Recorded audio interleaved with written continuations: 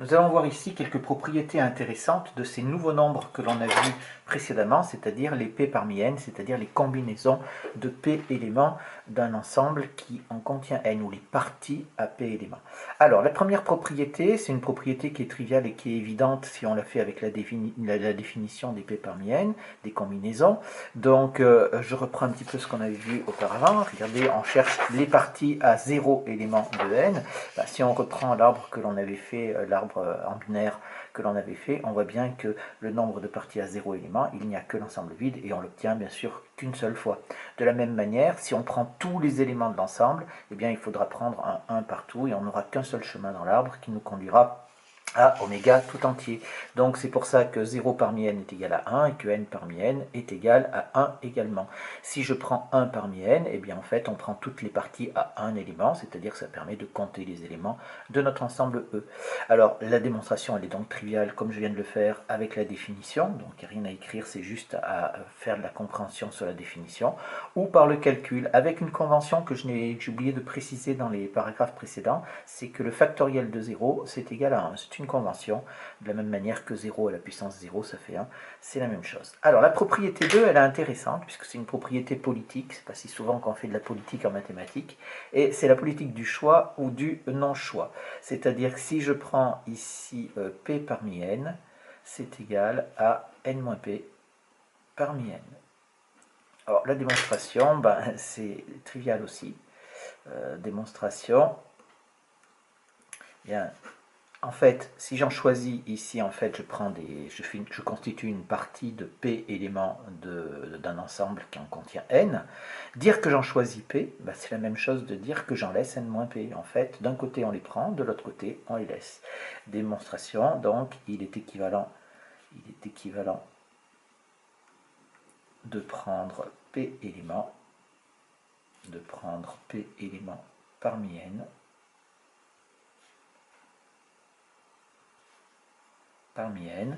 ou il est équivalent ou de laisser n-p éléments parmi n. En fait, c'est exactement le même problème que la bouteille à moitié vide ou la bouteille à moitié pleine. Tout dépend du point de vue duquel on se place.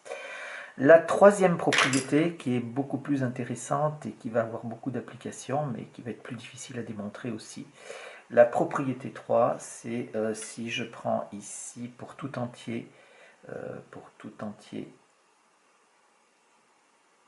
P, tel que, alors P, il va être plus grand que 1 et il va être inférieur ou égal à n-1.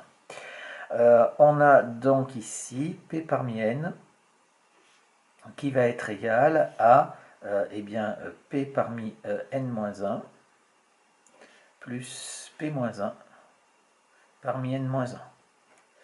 Alors voilà une propriété intéressante et qu'il va falloir démontrer. La démonstration va être un petit peu plus compliquée.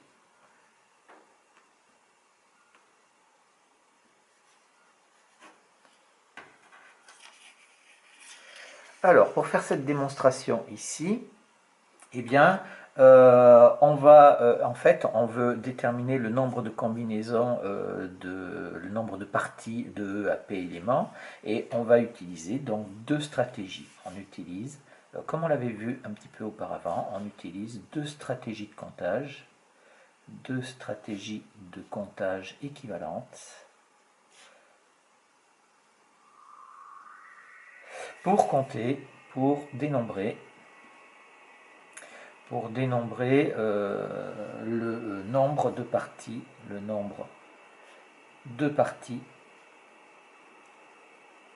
de E à P éléments. Voilà donc ici, on a bien toujours un P qui est compris entre 1 et n-1. Alors pourquoi entre 1 et n-1? Parce que si je prenais P qui était plus grand que n-1, si j'allais jusqu'à n, bien ici ça n'aurait pas de sens, puisque je rappelle que quand on travaille avec les combinaisons, P est toujours inférieur au nombre d'éléments qu'il y a dans l'ensemble. Alors, on y va et on va avoir nos deux stratégies. Alors, la première stratégie, c'est toujours pareil. la première stratégie, elle va être directe, c'est-à-dire le comptage direct. Comptage direct. Donc ici, on sait qu'il y a P parmi n combinaison de P éléments parmi n. Voilà, ça c'est fait et il n'y a pas autre chose à dire. Deuxième stratégie. Alors la deuxième stratégie, on va prendre donc, bien sûr, E est un ensemble non vide, autrement ça n'a pas d'intérêt. Et qu'est-ce qu'on va faire? On va dire donc soit A un élément de E. D'accord, soit un élément quelconque de E, mais fixé. Eh bien, je vais dire ici que quand je constitue mes parties à P éléments, eh bien, il y a deux types de parties. Il y a deux sortes de parties de E à P éléments. Alors, on a celles qui contiennent A. Alors, celles qui contiennent A, l'élément que j'ai pris au départ. Donc, elles contiennent A et P-1 autres éléments. Puisqu'il m'en faut P au total, hein. J'en ai donc 1 puisque j'ai A, et P-1 autres éléments parmi les N-1 restants. Je suis obligé de prendre les N-1 restants puisque j'ai déjà pris A, donc c'est toujours pareil, A, il faut l'enlever. Donc ici, il y en a, ici on en prend donc P-1 parmi N-1. Et il y a celles qui ne contiennent pas A. Celles qui ne contiennent pas A.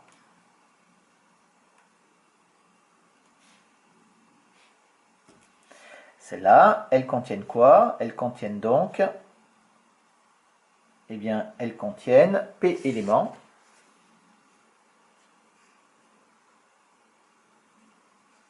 Parmi, eh bien, parmi quoi? Eh bien, il faut prendre tous les éléments de E, mais sauf A, puisqu'on ne veut pas qu'elles contiennent A. Donc, parmi les N-1 éléments différents de A.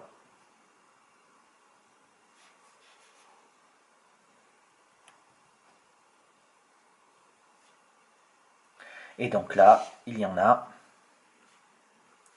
eh bien, il y en a quoi? Eh bien, on en prend P parmi N-1. Donc, j'ai fait les deux sortes de parties. Donc, j'ai celles qui contiennent A, celles qui ne contiennent pas A. Si je les ajoute, j'obtiens bien entendu toutes les parties qui contiennent P éléments.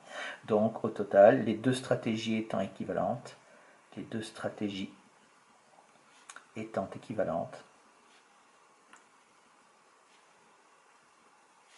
on a bien.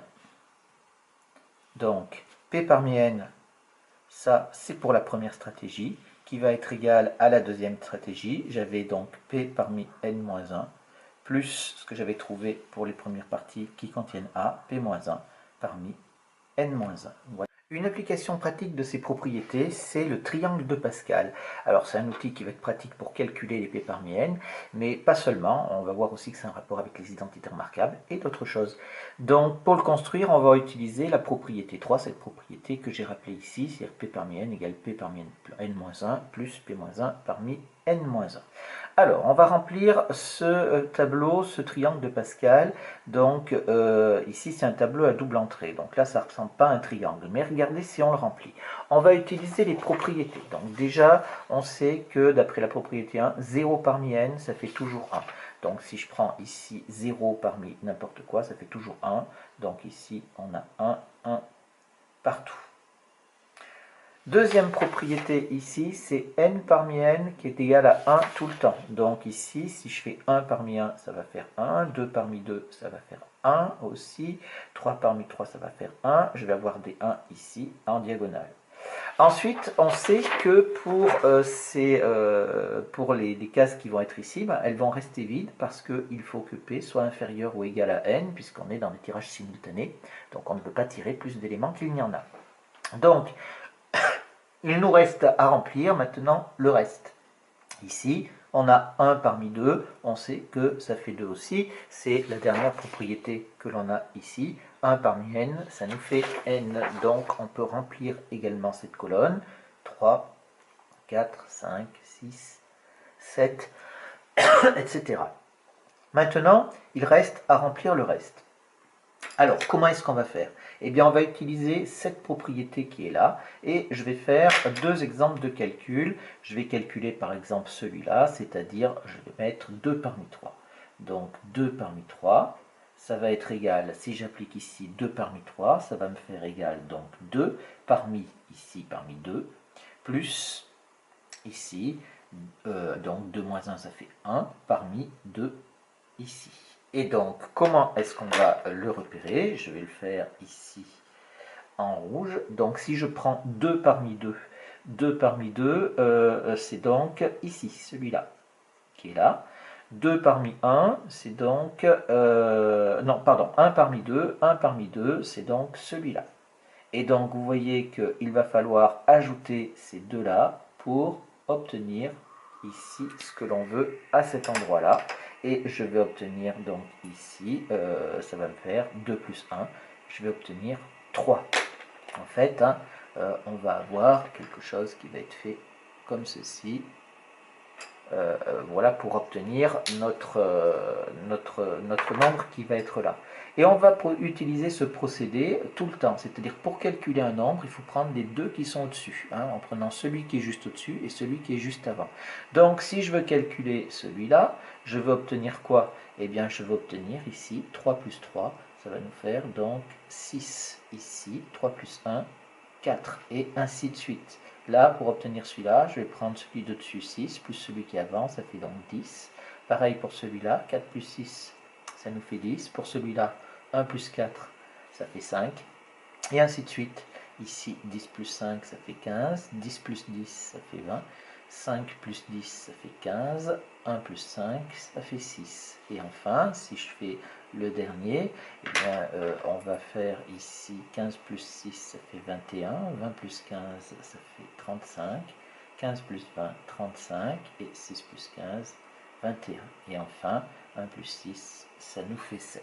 Si on veut ici, par exemple, calculer celui-là, eh bien, on voit qu'on prend ces deux-là et que ça va nous donner donc le même à cet endroit-là.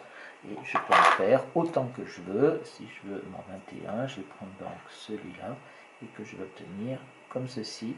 Et vous voyez comment est-ce qu'on obtient chacun des nombres ici dans notre triangle de Pascal en utilisant. Je vais mettre par exemple celui-là en rouge. Donc là, j'ai mis par exemple 5 parmi 7.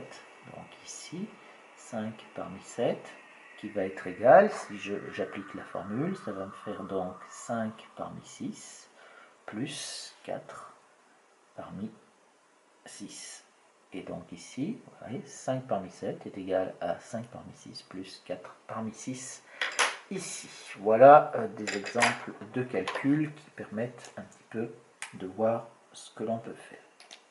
Alors maintenant, on va voir une utilité.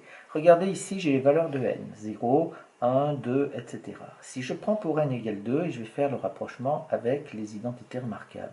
Si je prends a plus b au carré, a plus b au carré, vous savez que c'est a au carré plus 2ab plus b carré. Je peux rajouter ici, c'est 1a au carré plus 1b au carré. Et qu'est-ce qu'on retrouve ici? Eh bien, vous voyez, si je prends le coefficient qu'il y a devant chacun des termes de cette identité remarquable une fois développée, j'obtiens 1, 2, 1, et je retrouve exactement les valeurs des p parmi n qu'il y a dans le triangle de Pascal. Et ça va marcher à chacune des lignes. Si je prends ici a plus b au cube, je vais obtenir, j'ai 1, 3, 3, 1, donc je vais obtenir 1 a au cube. Alors attention, hein, ici on est au carré, on part de a au carré, donc là on est au cube, donc on part de a au cube. Ensuite je vais avoir plus 3a au carré b, plus 3ab au carré, plus b au cube, etc. plus 1b au cube, bien entendu. Et je vais retrouver ici mon 1, mon 3 et mon 1. qui va me donner ces choses-là. On remarque bien entendu que si je prends la puissance de A et la puissance de B, si je les ajoute, j'obtiens 3. Ici j'ai A à la puissance 3, B à la puissance 0, là A à la puissance 2, B à la puissance 1, A à la puissance 1, B à la puissance 2, et ici B à la puissance 3. Et je vais donc obtenir ici toutes mes identités remarquables grâce au triangle de Pascal, avec tous les coefficients qui m'intéresseront. Alors pour généraliser ça, on donne une formule qui est très importante et qui permet de faire pas mal de choses. Donc propriété, ça c'est la formule du binôme de Newton. Formule du binôme de Newton. Pourquoi un binôme? Et bien parce que quand vous faites vos identités remarquables ici, vous avez deux nombres, donc c'est un binôme A plus B, et on met à une puissance quelconque. Donc on va dire ici soit A et B deux réels. Alors pour ceux qui font maths experte, vous savez que ça marche aussi avec des complexes, et donc on va prendre ici A plus B à la puissance n, qui va être égal à la somme de P égale 0 jusqu'à n de P parmi n fois A à la puissance P multiplié par B à la puissance n moins P.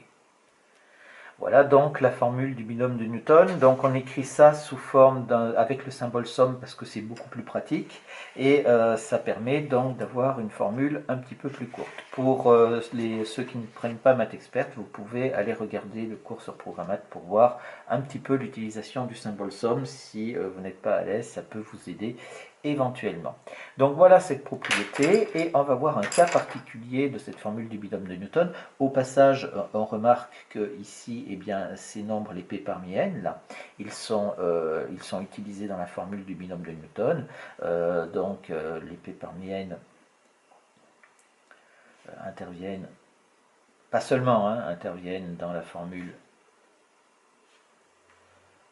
du binôme de Newton.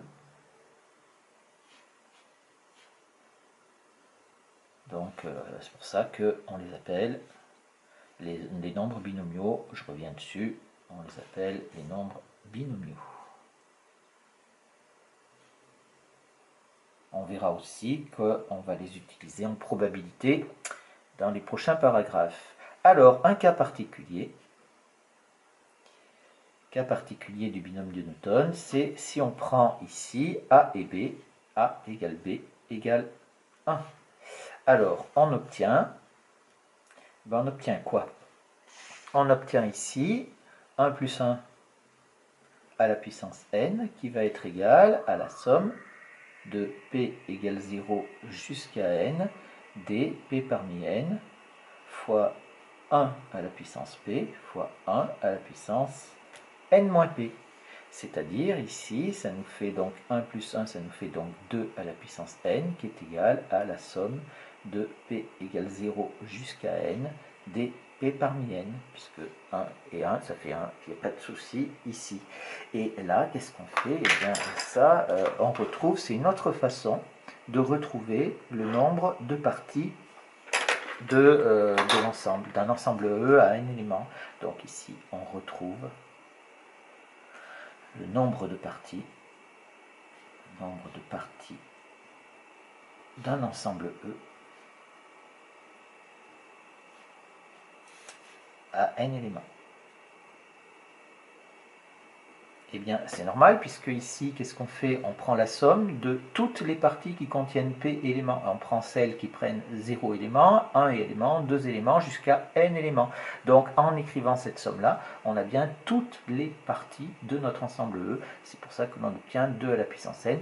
Donc voilà, le binôme de Newton nous permet aussi de calculer, de faire le calcul de cette somme-là, qui n'est pas évidente au point de vue purement calculatoire, c'est assez compliqué. Et donc on obtient le résultat très facilement.